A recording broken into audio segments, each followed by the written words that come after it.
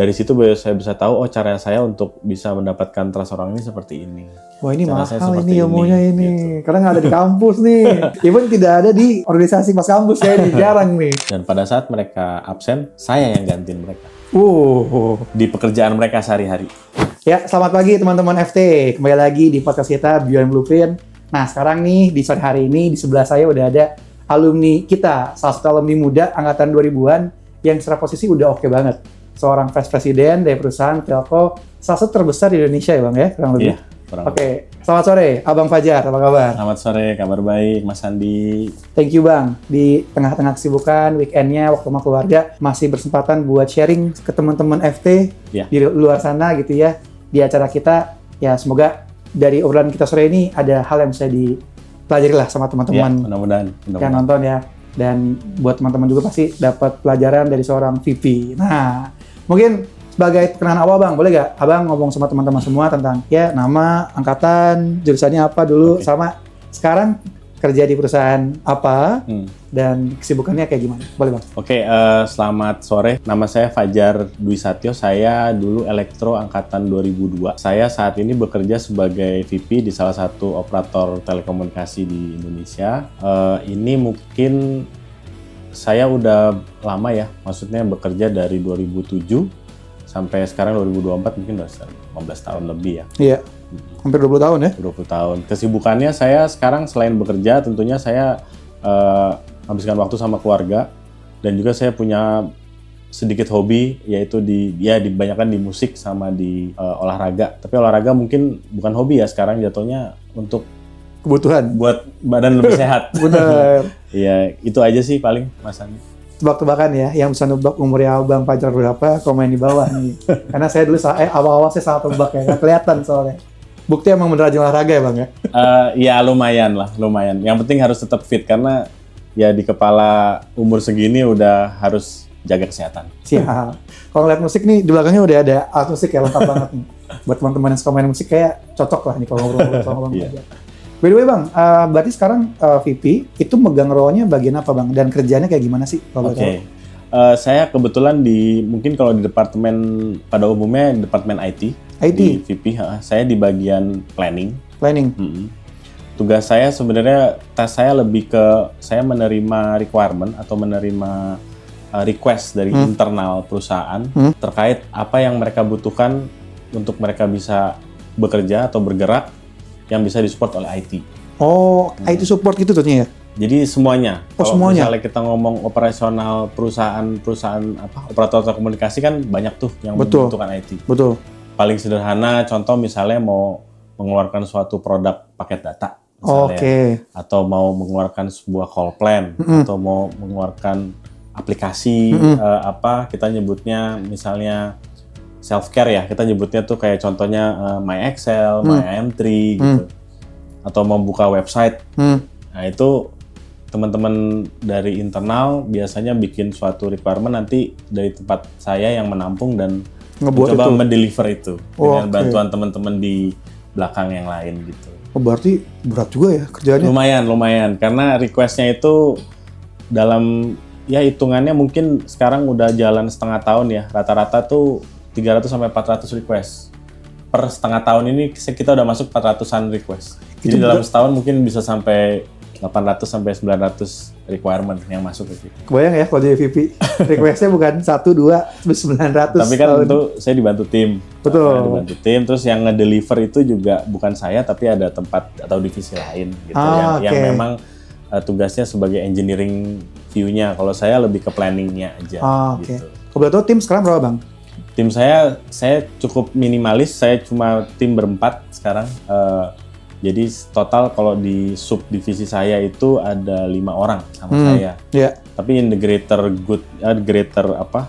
departemennya, si IT departemennya itu ada sekitar 150-an orang. I see. Total. Jadi dengan tim yang sekecil itu request-nya banyak ya Bang ya? Request-nya banyak. Harus jago banget. Harus jago dan harus pakai tools, harus pakai alat. Jadi kalau enggak kita nggak bisa nge-track tuh. Jadi benar-benar harus automated, harus pakai tools supaya apa yang di-request sama teman-teman bisnis, kita nyebutnya itu bisa terpantau dan terdeliver sesuai ekspektasi mereka. I see. Kita sedikit mundur Bang, ke belakang nih. Iya. Tadi kan kita ngomongin sedikit tentang kerjaan saat ini. Kalau boleh tahu Bang, dulu di kampus aktifnya apa sih Bang? Di kampus saya dulu di RTC, di radio ya. Kebetulan saya waktu itu agak nyimpang dikit karena waktu itu saya lagi suka ngedesain. Jadi saya dibantuin RTC untuk desainer grafis tuh. Oke. Bikin pamflet poster atau bikin promo-promo online gitu ya. Waktu itu kan belum ada sosial media ya, jadi masih di print, semuanya ditempel di kampus gitu. Bener. Selain itu saya juga lumayan aktif di Ikatan Mahasiswa Elektro. Saya sempat jadi bendahara waktu itu. Sempat akhir-akhir kuliah. Nah pas saya ambil skripsi, waktu itu kebetulan materi yang saya ambil itu namanya Digital Signal Processing. Dan waktu itu tuh dianggap sebagai suatu modul baru. Jadi pas saya majuin itu, saya proses skripsi dan pas mau sidang, saya malah dibikinin lab di kampus. Jadi dibikin namanya Lab Digital Signal Processing. Di situ saya suruh asisten lab sambil nunggu saya lulus. Jadi setahun terakhir itu di kampus saya sempat ngasdos, saya bantuin lab digital signal processing itu termasuk ngasih kuliah 1 SKS. SKS itu buat praktikum si lab itu. Gitu. Berarti sebenarnya aktif di yang non akademik gitu ya? Iya. Semua juga akademiknya juga aktif ya Bang? Ya itu sebenarnya kebetulan juga. Ya? Iya karena barang baru di kampus itu si digital signal processing kit itu dan belum ada yang menguasai. Jadi ya saya sekalian ngambil jadi bahan skripsi, sekalian bikinin suatu materi yang bisa dipelajarin teman-teman gitu. Jadi akhirnya jadi 1 SKS, jadi ada praktikumnya gitu. Itu saya juga waktu itu masih belajar juga, jadi sambil learning by doing aja gitu. Iya. Tapi dari sekian ini Bang, pengalaman di kampus nih, ada gak sih satu hal yang akhirnya jadi meaningful buat Abang, dan itu bener-bener value-nya dipegang sampai Abang nih jadi VP di perusahaan telco terbesar.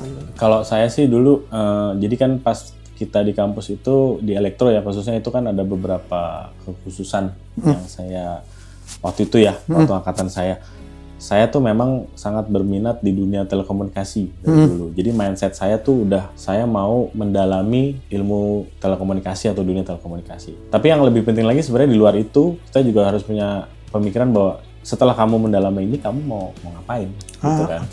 Apakah kamu mau menjadi dosen, atau menjadi scientist, atau menjadi engineer, atau apa? Nah itu juga penting menurut saya di kampus tuh udah mulai dipikirin gitu. Setelah lulus mau jadi apa? Nah kebetulan mindset saya simple waktu itu, saya pengen bekerja di industri. Mungkin kita lihat ada orang yang suka ngajar, pengen jadi akademisi, ada orang yang pengen jadi scientist di lab atau apa. Tapi saya pengen titik terjun di dunia industri. Lebih ke saya penasaran aja sebenarnya how it works sih sebenarnya gitu. Jadi kalau misalnya kamu membeli suatu, let's say waktu itu membeli pulsa atau membeli suatu handphone atau bagaimana handphone itu bisa aktif, bisa melakukan call. Ya teorinya kita pelajari di kampus ya, beberapa sama ada praktikum atau ada trial gitu menggunakan software tertentu. Tapi saya lebih penasaran bagaimana sih di actual world itu terjadi gitu. Prosesnya seperti apa, yang terlibat apa aja, terus impact-nya seperti apa. Nah dari mindset itu saya jadikan acuan ya untuk saya bisa lebih maju lagi sampai akhirnya sekarang saya belum pernah keluar dari telekomunikasi, dunia telekomunikasi. Dari mulai lulus sampai sekarang industri saya itu gitu. Saya nggak pernah cari-cari industri lain karena memang sudah sukanya di situ gitu. Baik, kalau aku simpulin ini pertama rasa suka dan passion mungkin ya terhadap satu industri itu akhirnya ngebuat kayak Abang meng-create visinya. Betul. Terus akhirnya lebih curious buat ngedalamin. Dan yang paling penting juga konsisten ya. Konsisten, betul. Konsisten, karena emang kalau ada satu industri nih, kita udah percaya dan yakin sama industrinya, diseriusin, sampailah di VP gitu ya. Iya, kurang lebih begitu. Ini kalau kita nggak fokus ya mungkin berat juga kali ya? Berat. Karena tentunya ya kalau misalnya kita, apalagi lulusan UI ya, lulusan UI itu kan teknik itu lumayan sangat dicari-cari ya. Di luar, maksudnya saya ngelihatnya, to be frank kalau saya ketemu sama teman-teman di kantor atau di industri ini, beda gitu kalau ketemu sama teman-teman UI yang lulusan UI. Cara berpikirnya, cara penyampaiannya, terus cara berdiskusi itu beda gitu. Maksudnya oke, memang value-nya lebih nih. Gitu. Nah, kalau udah kayak gitu kan pasti opportunity tuh banyak. Betul. Dan dari segala macam industri. Nah, menurut saya sih kalau memang pengen punya goal ya harus disempitin tuh visinya. Saya maunya di bagian ini aja atau di bagian industri ini aja.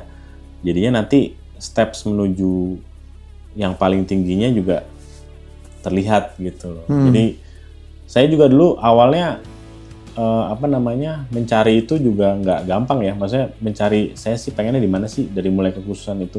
Dan setelah itu saya mau jadi apa itu juga butuh waktu juga gitu. Iya, untuk menemukan itu. Tapi yang menarik nih. Emang kalau misalnya alumni UI pas udah lulus beda Bang ya? Beda. Menurut saya alumni itu sangat bisa diajak kerjasama dan sangat apa ya? Idenya tuh sangat banyak dan open minded banget. Oke. Berarti buat calon anak FT nih yang masih memilih kampus, nggak salah kalau UI ya. Confirm di alumni yang soalnya ngomong. Oke, Abang, maju sedikit akhirnya ke proses kerja nih. Beres kan akhirnya kuliah, tentunya kerja. Boleh nggak Bang sedikit diceritain aja dari lulus kuliah sampai jadi VP ini bagaimana Bang? Oke. Saya lulus tuh 2007. Dulu, pada waktu itu memang lagi booming telekomunikasi.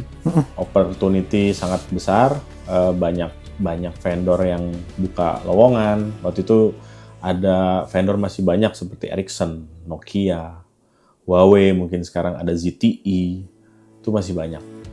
Akhirnya saya coba terjun ke dunia itu, tapi sebenarnya saya nyoba-nyoba sana-sini karena kan to be frank saya juga IP saya juga nggak tinggi gitu ya, jadi nggak tinggi berapa nih Bang kalau boleh tahu? Nggak nyampe 3 IP saya. Wah, nggak nyampe 3 jadi VP guys. Tapi jangan jadiin motivasi ya.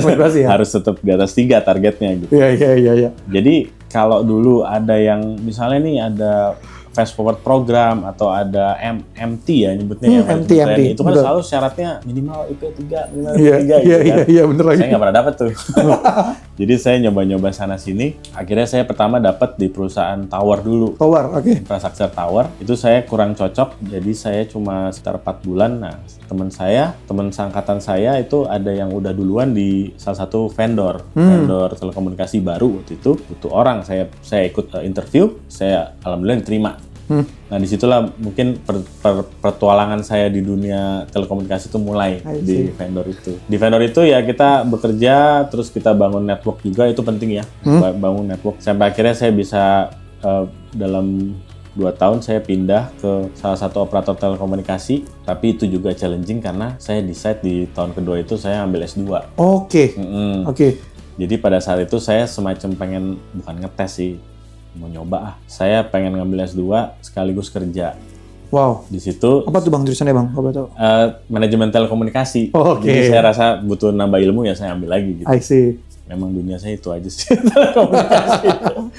Nah, di situ quite challenging, tapi di perusahaan operator telekomunikasi itu ada satu posisi yang mengallow kita kerja shift. Jadi saya ambil opportunity itu, ya udah saya mau ambil yang shift. Tapi pada saat saya kuliah, saya dikasih shiftnya yang jamnya nggak jam kuliah. Gitu. Pada saat saya nggak kuliah, dikasih jamnya yang saya nggak kuliah. Jadi maksudnya biar balance. Tapi hidupnya jadi 24 jam? Itu tahun 2009 ya. Itu masa paling lumayan itu. Lumayan karena saya harus bolak-balik ke Salemba kantor, itu lumayan berat lah. Sudah menikah waktu itu? Nah, lucunya lagi pas itu saya ketemu sama istri saya sekarang. Jadi sekaligus saya bisa dibilang ya pendekatan gitu ya. Jadi 3 tuh aktivitinya tuh pada saat itu tuh. Iya. Menuhin waktunya juga challenging waktu itu. Tapi saya selalu suka sama yang kayak gitu. Maksudnya kalau bukan waktu itu kapan lagi saya nyobain, selalu mikir gitu. Benar. Mumpung saya masih muda, alhamdulillah ada waktu, ada kesempatan, ya udah saya ambil gitu. Jadi nothing to worry gitu. Karena mungkin saya mikir kalau S2 di atas umur 30, di atas umur 40 mungkin agak berat ya secara udah ini. Jadi waktu itu saya lakuin itu. Nah, setelah S2 selesai, alhamdulillah posisi lumayan bagus juga di operator itu.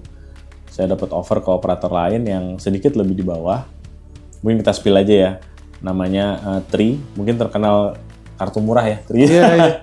Dulu MU juga tuh. Iya, Tri MU juga tuh. Itu terkenal dengan 10.000 udah bisa dapat macam-macam. Benar. Tapi challenge kedua di situ adalah ada posisi di Tri sangat menarik, karir upgrade, tapi ngurusin IT. Pindah dong. Pindah shift. Dari 2007 sampai 2014 itu saya ngurusin network. Dari mulai saya hands on ke perangkat sampai akhirnya saya manajemen vendornya. Nah di sini di challenge untuk manajemen vendor juga dan planning, tapi untuk vendor-vendor IT. Di situ saya bukan blank ya, maksudnya saya waduh. Mulai lagi dari nol. Iya, saya IT tahu-taunya cuma kecipratan aja gitu, nggak dalam. Ya udah saya coba, alhamdulillah diterima. Di situ saya yang semacam taking a few step back gitu. Saya belajar lagi soal IT. Saya pahami lagi di suatu operator telekomunikasi arsitekturnya IT itu seperti apa sih? Gitu. Sistem yang digunakan itu seperti apa sih? Oh, ketahuan yang paling utama tuh billing system yang menentukan kita untuk isi pulsa, top up segala macam itu di situ yang paling gede. Terus ada call center system yang nerima komplain kan dan lain-lain lah segala macam. Nah, petualangan saya sebenarnya udah yang kedua ya itu ya. Berarti petualangan kedua saya di situ. Nah, di Tri itu dulu memang company yang kecil yang sangat lean. Orangnya itu aja, bisa dibilang lu lagi. Tapi sangat open. Jadi di perusahaan itu saya banyak komunikasi dengan upper level. Oh, oke. Banyak ekspatriat juga dan mereka sangat open minded. Jadi kalau di Tri itu kita bisa ngetok ruangan direktur kalau mereka lagi kosong, ayo ngobrol. Bisa seperti itu. Sementara di operator sebelumnya itu lumayan birokratif. Kebayang. Nah di Tri itu karena melihat situasinya seperti itu saya manfaatkan sekali. Saya banyak bertukar pikiran, saya banyak diskusi sama upper level, sama ekspatriat yang akhirnya membangun confidence juga di diri saya. Untuk bisa, ngomong banyak bahasa Inggris nih. I see. Oh bisa present depan GM nih, bisa di present depan VP nih gitu. Benar-benar bisa mengutarakan apa sih yang ada di kepala saya, ide saya gitu secara fluent tuh ya di perusahaan itu. Nah, culture itu terbentuk di saya kurang lebih 2014 sampai 2021 ya, 7 tahun ya. Culture itu terbentuk di saya jadi orang yang bisa dibilang lumayan pede untuk menghadapi segala macam orang termasuk ekspatriat ya. Karena kan mungkin teman-teman di kampus belum pernah ketemu sama ada ekspatriat atau mungkin ada pertukaran pelajar ya atau apa ya. Cuma di dunia telco itu sangat banyak sekarang. Dan mereka punya culture juga yang berbeda-beda. Jadi mungkin bukannya saya rasis ya, mungkin Eropa, India, Asia itu punya cara masing-masing bekerja yang berbeda. Nah di situ saya lanjut di Tri tadi, saya akhirnya banyak belajar. Terus ada kabar merger, saya dipercaya sama atasan saya untuk handle itu di sisi IT. Untuk nah itu project yang menurut saya paling besar yang pernah saya kerjain. Merger itu terjadi di 2022 dan saya lanjut, alhamdulillah sekarang di tempat yang sekarang juga tetap bisa melanjutkan apa yang sudah saya lakukan. Nah, jadi saya sebenarnya banyak belajar itu di perusahaan yang Tri ini. Apapun yang saya bawa ke yang perusahaan sekarang itu hasil kerja keras saya sebelumnya dan bisa saya bilang finishingnya tuh di Tri, finishing touch-nya tuh di Tri untuk jadi seperti saya. Nah itu saya dengan culture saya sendiri, dengan gaya sendiri saya bawa, saya pede aja gitu ya, tapi saya coba bawa style saya, alhamdulillah dipercaya untuk lanjut sampai posisi sekarang. Oke, berarti menarik juga ya, awalnya orang jaringan, infra sebetulnya bukan ya? Dulu saya pegang BTS BSC, jadi kita nyebutnya dulu bukan transport ya. Kita nyebutnya dulu radio network. Oh, radio network. terus ke IT. Ke IT yang core-nya, di back end-nya suatu perusahaan telekomunikasi gitu. Betul ya. Yang di situ sebenarnya lebih seremnya, karena kan duit ya IT itu. Kalau misalnya salah potong pulsa atau itu kan jadi impact-nya bahaya. Bener. Terus juga akhirnya adaptasi dengan culture perusahaan terbaru yang setelah merger ini ya. Jadi kan perjalanannya banyak yang adaptasi gitu Bang ya. Lika-likunya macam-macam. Tapi yang penting itu sih, saya selalu punya mindset yang terbuka ya. Jadi saya nggak pernah ngelihat orang itu bagus atau jelek. Semua orang itu bagus. Cuma kita belum tahu aja dia bagusnya di mana. Oh, I see. Menarik. Kadang gitu. Benar. Semua orang itu bisa bekerja. Semua orang itu mempunyai keahlian. Tapi mungkin kadang-kadang kita nggak tahu keahliannya di mana.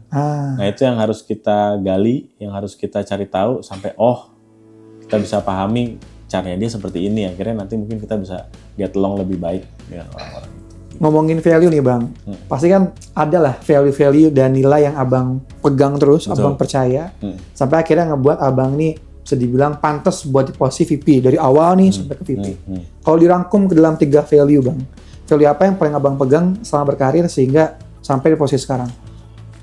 3 value ya. Saya sih pertama ya, kalau saya tuh paling senang sama yang namanya responsibility ya, tanggung jawab. Jadi orang itu kalau misalnya bisa menunjukkan value, menurut saya itu sangat positif. Tanggung jawab itu sederhana, sesimpel as misalnya saya ada email atau saya request ke teman atau ke siapa dan dibalas di hari yang sama, itu menurut saya udah ada rasa responsibility yang bagus untuk menunjukkan bahwa nih orang bisa diajak jalan nih, bisa diajak maju. Jadi tanggung jawab, terus nanti akhirnya jadi trust, dan yang value yang terakhir itu lebih ke disiplin kalau saya. Jadi trust itu akan terlihat pada saat kamu menunjukkan rasa tanggung jawab. Betul. Trust-nya itu nanti akan terlihat, dan kalau udah trust, disiplin otomatis terjadi. Jadi maksudnya gini, pada saat kita melakukan sesuatu itu, kita selalu kan punya acuan. Betul. Atau mempunyai do's and don'ts gitu ya. Boleh kita melakukan sesuatu itu maju terus pantang mundur gitu, boleh. Tapi ada barrier-barrier yang harus kita tetap lakukan. Nah itu yang harus tetap dijaga sebagai salah satu value. Jadi misalnya kayak saya mau punya ide gitu, punya ide. Saya mau publish ide ini ke direktur suatu perusahaan untuk menunjukkan bahwa saya bisa. Tapi mungkin waktu itu posisi saya bukan posisi yang tinggi. Ada beberapa strata yang harus ini. Tetap kita harus clone dulu satu-satu. Tetap kita harus menjaga relationship, attitude kita.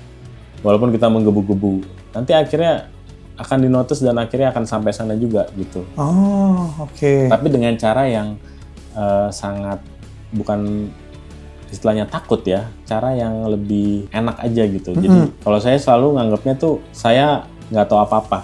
Saya selalu nganggapnya gitu. Setiap saya ketemu orang, saya tuh nggak tahu apa-apa. Jadi saya lebih banyak mendengar. Mendengar. Pas saya udah banyak dengar, saya tahu dia, cara masuknya begini nih, untuk bikin dia sepaham sama saya. Terus pelan-pelan sampai akhirnya kita bisa kenal sama, atau di-notice sama yang lebih tinggi. Jadi apa ya, kalau dipikir-pikir, saya nggak pernah ngelakuin sesuatu itu karena saya paksakan gitu. Jadi semuanya itu mengalir aja gitu. Jadi kalau aku lihat nih, mungkin kerja nggak cuma sekedar ya kita kerja dengan penuh ambisi, tapi juga buat punya karir yang bagus. Kalau aku ngeliat dari Abang nih, ada cara-cara tadi ya, komunikasi dan hubungan manusia yang akhirnya di-maintain, dijaga, di-treat dengan semestinya. Betul. Dan itu juga sebenarnya malah memperlancar karir kita juga nih. Betul. Sangat. Jadi pada ujungnya itu kan trust ya, tadi saya bilang ya. Benar. Trust orang itu akan melihat kita sebagai teman, itu lebih enak daripada orang itu melihat kita sebagai ancaman atau sebagai saingan. Bener gitu. Banget nih, bener banget. Aku pernah baca di bukunya, yang judulnya Power gitu. Ada satu kalimat Lorne yang dia bilang kayak, kita nggak boleh kelihatan terlalu lebih jago dibanding atasan kita gitu ya bahasanya. Iya, betul. Jadi tadi kalau dalam konsep Abang ya emang harus jadi teman ya, trust. Nah itu kita bisa dibilang kalau misalnya jadi promote, mungkin kita akan dipilih kali sama dia gitu ya. Bisa. Jadi kan ya intinya sih kalau saya tadi ya, saya kan awalnya tuh pasti kalau pada saat saya masuk ke suatu komunitas atau kantor atau apa, saya akan lebih banyak mendengar dan saya akan lebih banyak memposisikan diri saya tuh nggak tahu gitu. Karena saya walaupun mungkin posisi orang itu atau yang lawan kerja saya itu mungkin di bawah saya gitu. Tapi saya akan lebih banyak mendik atau mendengarkan. Dari situ saya bisa tahu cara saya untuk bisa mendapatkan trust orang ini seperti ini. Wah ini Cara mahal ini ilmunya ini. Gitu. Karena nggak ada di kampus nih. Even tidak ada di organisasi pas kampus ya ini jarang nih. Kayak mendengarkan, mengerti orang gitu. Kalau dulu mungkin kita hajar bagi mahasiswa. Betul. Ya. Kalau mahasiswa kan masih menggebu-gebu. Gas. Salah lu. Iya. Yang bener begini gitu kan. Nah, nextnya nih Bang, yang masih nyambung juga sebenarnya. Ketika kita akhirnya jadi seorang eksekutif, ya kan VP udah ketuanya BOD -1 lah ya. -1, -2 lah kalau tergantung organisasinya. Benar-benar. Ya. Nah, itu kan kayak udah jajaran eksekutif sebenarnya kan tinggi lah posisinya. Dan tentu lekat dengan kata leadership. Betul. Memimpin orang. Betul. Yang memimpin nggak cuma tim doang, tapi ya mungkin peers juga. Betul. Ya orang lain. Betul. Boleh gak Bang sharing value leadership-nya Abang dalam akhirnya nge-lead organisasi dan timnya? Kalau saya nge-lead organisasi itu saya selalu punya semacam visi ya yang saya share di depan secara high level. Dan saya selalu terbuka sama tim saya tuh, saya terbuka. Saya mau, kenapa kayak gitu? Karena saya mau juga mereka terbuka sama saya. Jadi yang paling simpel di organisasi itu adalah leading by example, betul. Gitu. Leading by example. Saya rela tangan saya kotor karena menurut saya dengan cara itu nanti tim saya akan ngikutin. Dibanding saya, kamu lakuin ini. Tapi saya lebih suka saya ngelakuin dulu. Contoh 1-2 kali, 1, 2, 3, 4 kali dari 100 tas misalnya. Nanti mereka melihat, mereka akan mengcopy melakukan hal yang sama. Menurut saya lebih efektif seperti itu, karena pada saat kita ngasih arahan atau ngasih task, sebenarnya kan yang dikasih task itu kan question juga. Betul. Ini benar apa enggak sih? Betul. Atau ini dia ngerti nggak sih apa yang dia kasih tahu sebenarnya, yang dia suruh apa tuh dia paham nggak sih?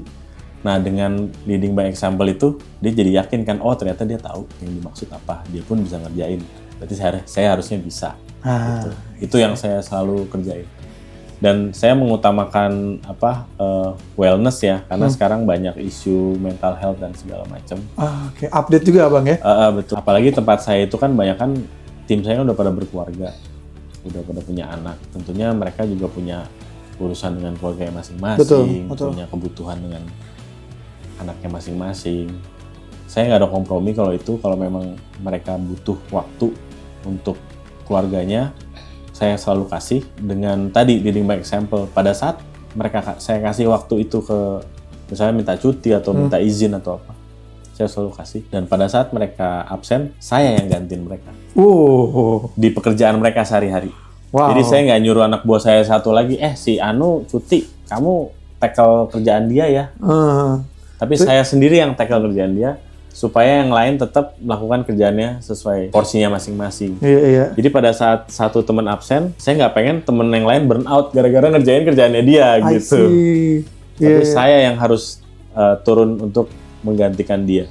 Itu prinsip yang masih saya pegang sekarang sih. VP loh guys, masih mau gantiin kerjaan tim ya, keren. Saya masih menurut saya itu the only way ya. Maksudnya karena kita kan hidup sekarang itu penuh dengan tools, penuh dengan alat bantu, jadi itu masih bisa dilakukan terus. Nggak ada masalah sih menurut saya sih. Dan saya nggak ada masalah untuk turun gunung ibaratnya orang-orang itu. Pada saat waktu-waktu tertentu atau saat dibutuhkan gitu, no issue buat saya. Jadi 4 nih kalau aku terus rangkum. Pertama punya visi tadi ya. Yang kedua open mind. Iya, saya sangat terbuka. Maksudnya terbuka secara relationship. Betul. Sama teman-teman. Saya tahu masalah dia apa, dia tahu masalah saya apa, dan kita coba cari solusinya seperti apa. Betul. Tadi yang ketiga lead by example, kayak ini yang paling benar-benar ditekanin ya. Iya. Dan keempat memperhatikan juga well-being-nya dia, wellness-nya dia ya. Karena teman-teman itu akan bekerja dengan baik kalau dia senang, kalau dia sehat. Iya. Jadi itu juga hal yang harus tetap di-maintain. Sesimpel as ngajak makan siang sekali-sekali. Betul. Jadinya mereka bisa ngobrol di luar kantor kan, ngobrol. Atau tadi mau ambil cuti, mau ada leave, personal leave keluarga, silahkan gitu. Saya nggak pernah nahan-nahan sama sekali. Asal pada saat dia pergi dia kasih tahu kamu lagi ngerjain apa. Oh, Jadi saya nanti nggak bingung ngebantuinnya gitu. Betul. Terakhir Bang, buat sesi pertama ini, mungkin lebih ke closing statement, pesan buat para penonton di rumah yang tentunya juga pengen lah punya karir yang bagus, jadi VP, jadi direktur gitu ya. Kira-kira apa nih pesannya buat mereka supaya mereka punya karir yang juga oke di perusahaannya masing-masing? Oke, kalau saya sih selalu open mind. Jadi gini, pada saat kamu melakukan sesuatu, kan pasti kan orang kerja itu dikasih set of task. Betul. Ya kan? Set of task. Kamu melakukan ini, caranya begini. Dari set of task yang kamu terima itu, coba berpikir out of the box. Bagaimana saya bisa melakukannya dengan cara yang lain yang lebih efisien. Dan pada saat kamu dapat itu, lemparkan pitch ide itu ke atasan kamu. Terus setelah melakukan itu, jangan pernah takut salah. Pada saat salah, ya udah, coba lagi. Kan ada tuh Michael Jordan ya.